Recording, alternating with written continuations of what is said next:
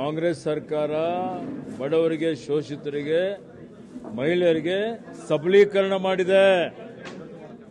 ಇವತ್ತು ಭಾರತೀಯ ಜನತಾ ಪಕ್ಷ ಏನು ಬರೀ ಕೆಲವರಿಗೆ ಮಾತ್ರ ಮಣೆ ಹಾಕ್ತಾ ಇದೆ, ಶ್ರೀಮಂತರಿಗೆ ಅಗರ್ಭ ಶ್ರೀಮಂತ ಮಾಡ್ತಾ ಇದೆ, ಲಕ್ಷಾಂತರ ಕೋಟಿ ರೂಪಾಯಿ ಕೈಗಾರಿಕೋದ್ಯಮಿಗಳಿಗೆ ಸಾಲ ಮನ್ನಾ ಮಾಡ್ತಾ ಇದೆ.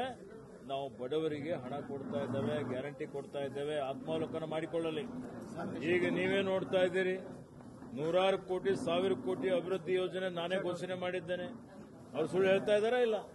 ನೀವು ಹೇಳಬೇಕು. ಈಗ ಈಶ್ವರ್ ಖಂಡ್ರೆ ಅವರು ಇವತ್ತೇ ಬೀದರ್ ಜಿಲ್ಲೆಯಲ್ಲಿ ಇಷ್ಟೊಂದು ಸಾವಿರ ಕೋಟಿ ರೂಪಾಯಿ ಅನುದಾನದ ಘೋಷಣೆ ಮಾಡಿದ್ದಾರೆ. ಮತ್ತೆ ಅಭಿವೃದ್ಧಿ ಇಲ್ಲ ಅಂದ್ರೆ ಅವ್ರು ಏನೋ ಮಾಡಿದಾರ? ಏನು ಮಾಡಿಲ್ಲ. ಬಿಜೆಪಿಯವರು ಝೀರೋ.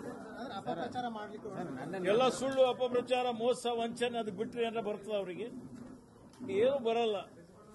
ಬರೀ ಅವರು ಭ್ರಮೆ, ಗಾಳಿಯಲ್ಲಿ ಜನರಿಗೆ ಭ್ರಮಾಲೋಕದಲ್ಲಿ ಇಕ್ಕಿದ್ದಾರೆ.